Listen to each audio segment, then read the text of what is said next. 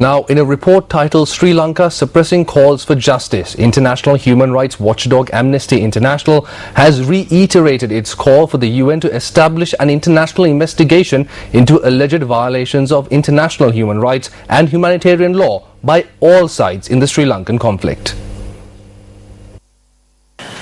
Amnesty International has called for a credible and independent international investigation into allegations of crimes under international law committed by Sri Lankan government forces and allied armed groups as well as the LTTE.